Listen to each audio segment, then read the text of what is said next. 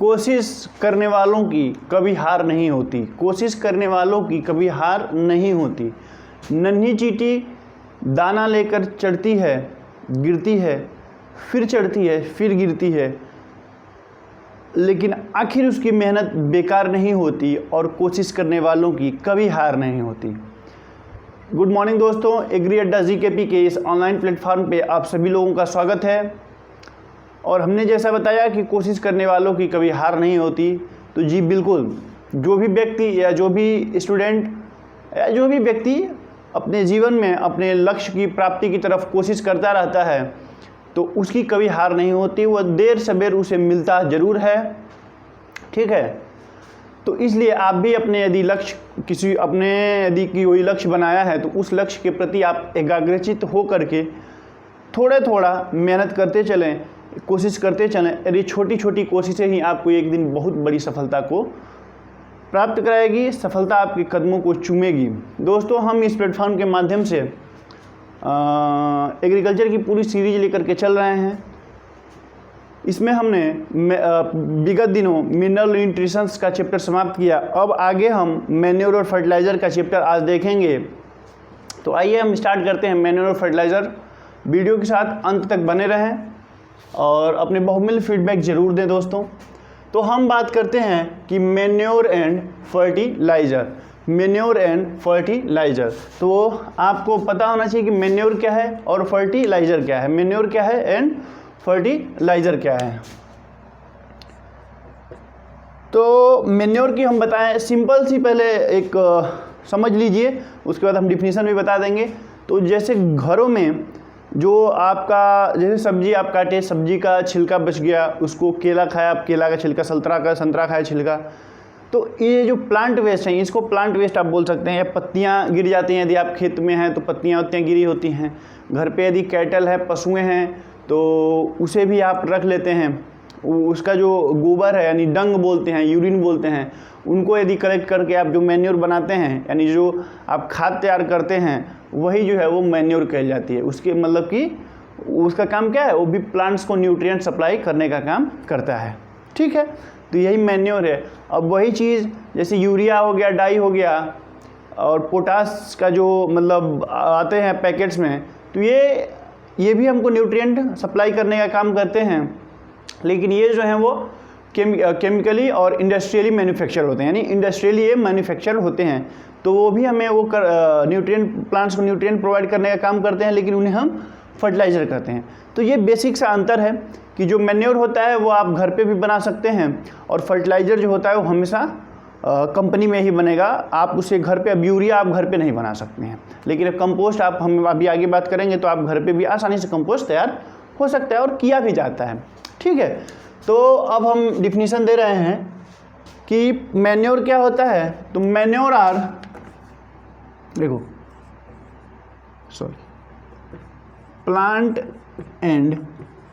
And animal wastage which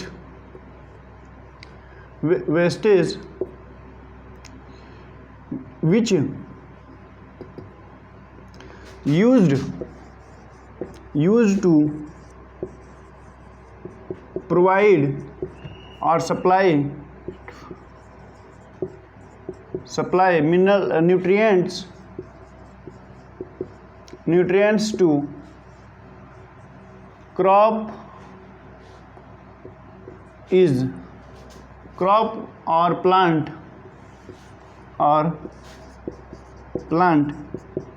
is known as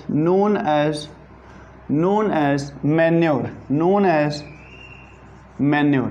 यानी plant या animal waste जो प्रयोग में लिया जाता है सप्लाई करने के लिए क्या, न्यूट्रिएंट्स टू द क्रॉप और प्लांट, यानी क्रॉप्स को या प्लांट्स को, तो इसे हम मैन्योर कहते हैं। हमने अभी पहले बताया कि प्लांट्स और animal wastage that use to provide और सप्लाई द न्यूट्रिशन और न्यूट्रिएंट टू द क्रॉप्स और plants is known as manure.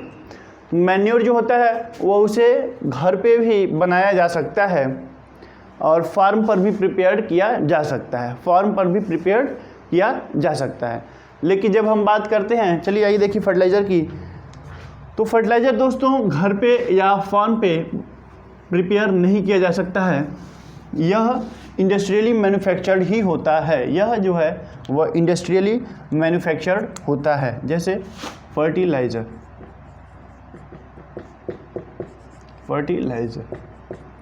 तो जब हम फर्टिलाइज़र की बात करते हैं तो industrially manufactured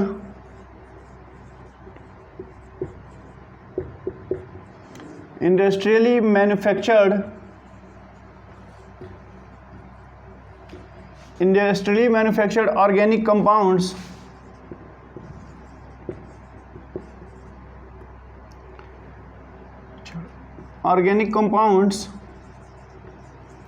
which used to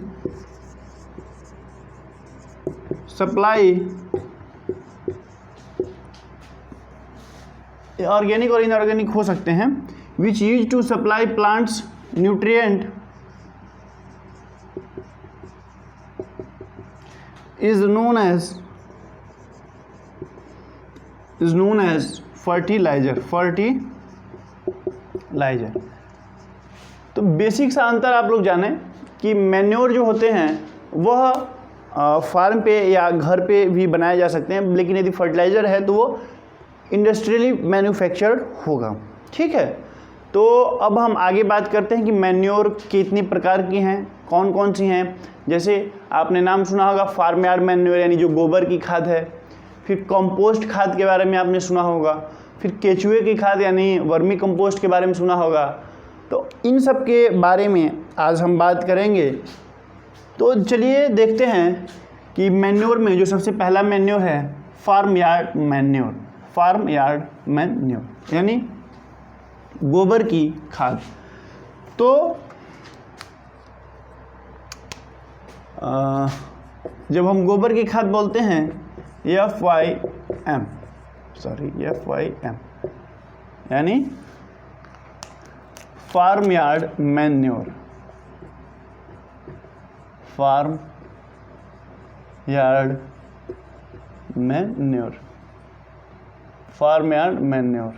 यानी गोबर की खाद। तो यह दोस्तों इसको फार्म यार्ड मैन्योर इसीलिए बोला ही जाता है कि यह फार्म पर ही बनाई जा सकती है और बनाई जाती है बिल्कुल आसानी से। तो इसके लिए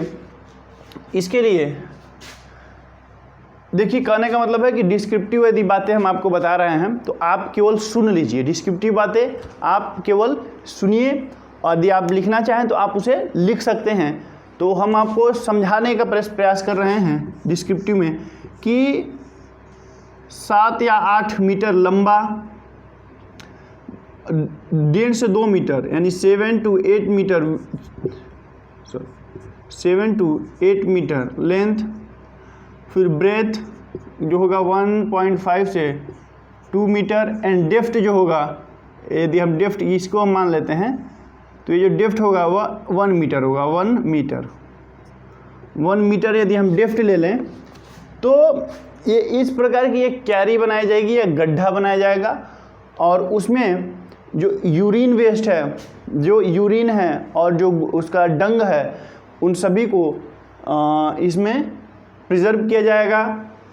फिर कुछ समय बाद जब यह सड़ जाएगा तो इससे खाद तैयार हो जाएगी। एक सिंपल सा हमने आपको बताया, एक आइडिया दिया। ठीक है, यदि इसके बारे में आप बहुत अच्छी तरह से आप विस्तृत जानना चाहेंगे तो कमेंट करिए, हम इसको बहुत ही विस्तारित रूप से जितनी इसके फॉर्मेशन है, कितनी प्रकार से तैयार की जाती है, बहुत सी इसके बेंगलोर मेथड है, तो और भी 2-3 मेथड है इसको तैयार करने के, तो वो आपको बताया जाएगा। लेकिन वो सब पूछता नहीं है, तो कंपटीशन की दृष्टि से इसमें आपसे ये पूछेगा कि फार्म यार्ड मैन्योर में नाइट्रोजन परसेंट कितना है, पोटेशियम परसेंट कितना है, फास्फोरस परसेंट कितना है। ये जो क्वेश्चन है वो काफ़ी इंपॉर्टेंट है। बाकी आप इसको जानते रहिए कि फार्म यार्ड मैन्योर होता क्या है, गोबर की खाद होती है। ठीक है, तो इसका जो केमिकल कंपोजिशन है वह ज़्यादा पूछा जाता है। ठीक है,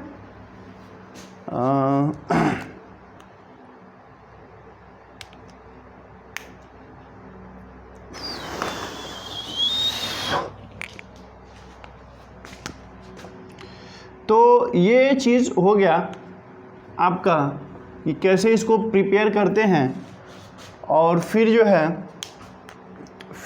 जो है वो इसका देखिए NPK परसेंटेज यदि हम देखते हैं, NPK परसेंटेज देखते हैं, NPK यदि हम परसेंटेज देखते हैं दोस्तों, तो NPK परसेंटेज है इसका, NPK परसेंटेज है इसका 0.5%, फिर 0.2% और 0.5%। ये जो है यह बहुत ही इम्पॉर्टेंट है। डाटा तो आप लोग जरूर ही याद करें, क्योंकि एग्रीकल्चर जो है वो डाटों का ही खेल है, यह इम्पॉर्टेंट है। ठीक है, एक चीज़ हमसे मिस्टेक हो गई। मिस्टेक का मतलब क्या है कि ये चीज़ बताने से पहले एक चीज़ और बतानी थी जो हमारे माइंड से स्लिप कर गई, अब हम उसे थोड़ा सा बता दे रहे हैं। आप इसे पहले नोट कर लीजिए, फिर हम उसको भी डिस्क्रिप्शन कर देते हैं। ठीक है, चलिए, तो ये बहुत ही इम्पॉर्टेंट है, इसे आप लोग ज़रूर याद रखें। इसके बाद हम जब मैन्योर की बात करते हैं तो छूटा क्या था कि मैन्योर के प्रकार की बात करें, यानी काइंड्स ऑफ मैन्योर,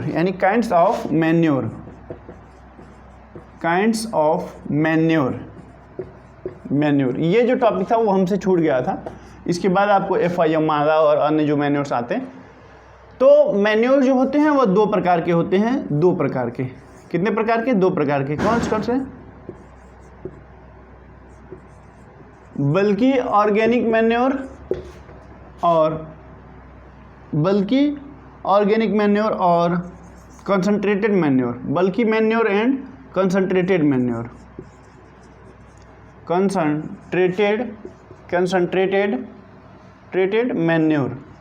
ठीक है, तो बल्कि ऑर्गेनिक मैन्योर की हम बात करते हैं, तो बल्कि ऑर्गेनिक मैन्योर मतलब जिनमें बल्क में इनकी चाहिए, यानी इनकी जो अमाउंट है, क्वांटिटी है, वो बहुत ही ज़्यादा चाहिए, लेकिन इनके जो न्यूट्रिएंट हैं वो इसमें न्यूट्रिएंट इंग्रेडिएंट्स हैं वो बहुत ही कम होते हैं।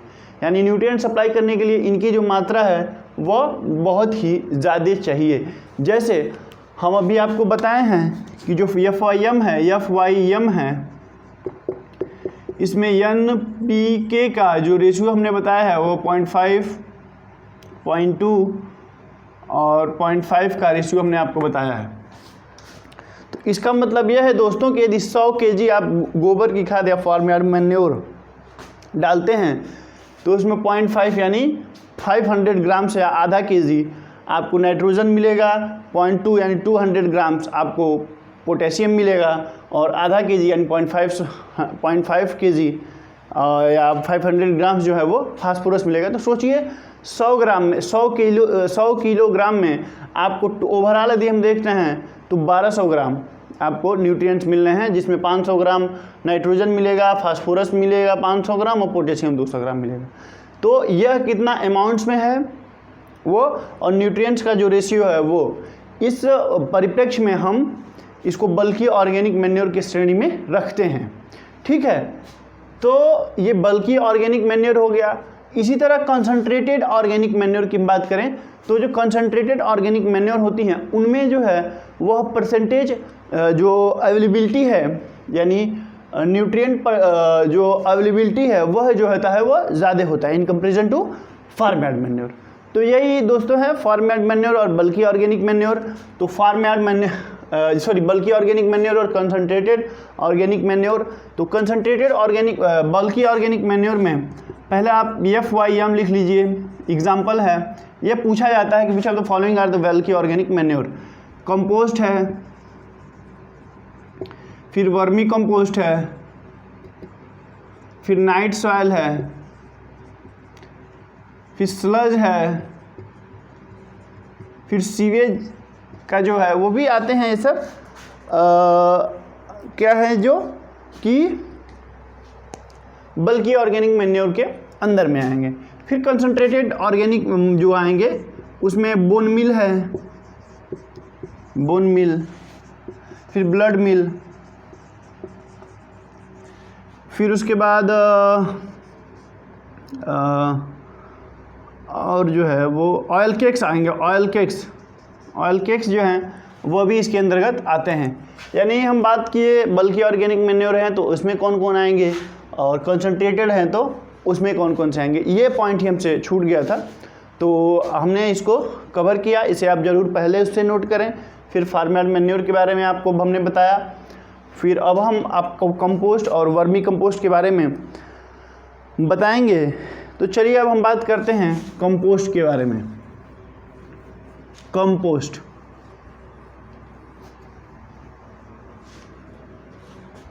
कंपोस्ट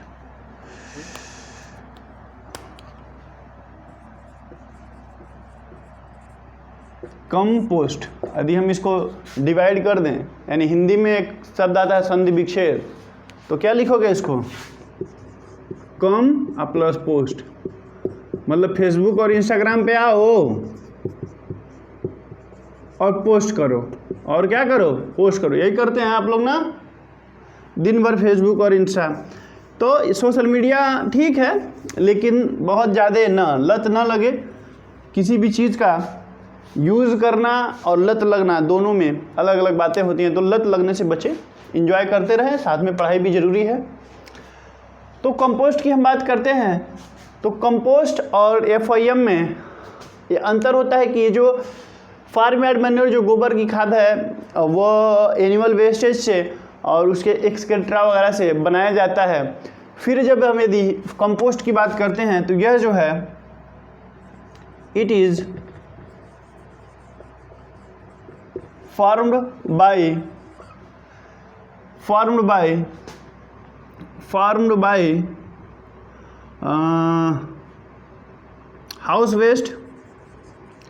house wastage, फिर ड्राई लीव्स,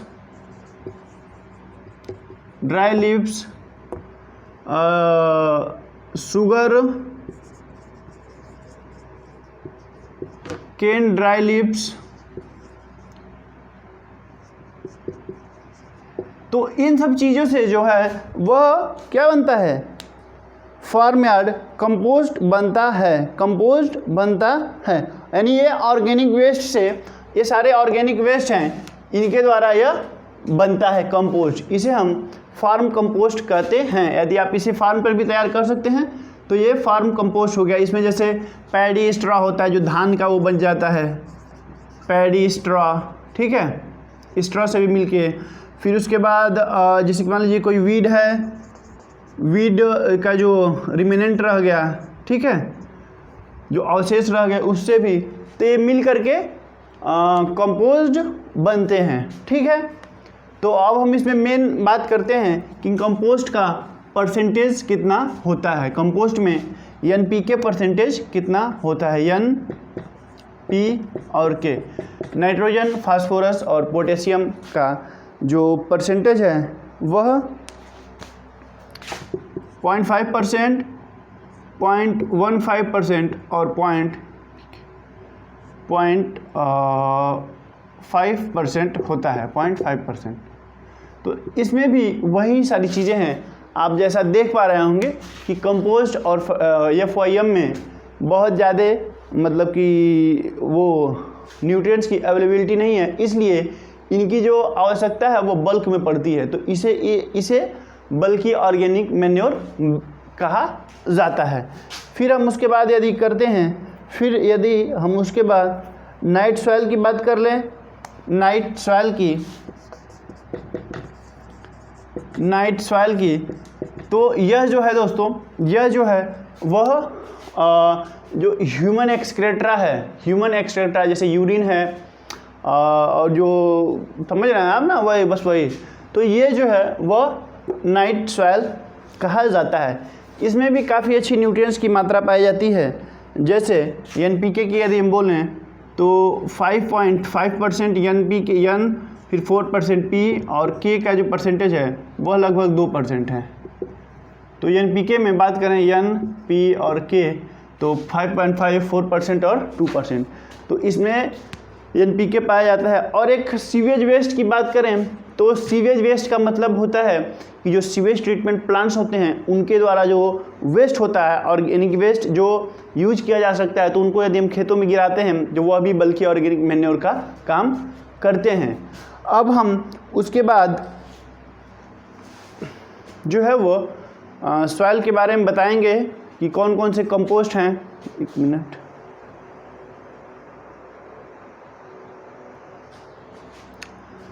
फिर दोस्तों तो आज हमने नाइट सॉइल तक बताया आपको।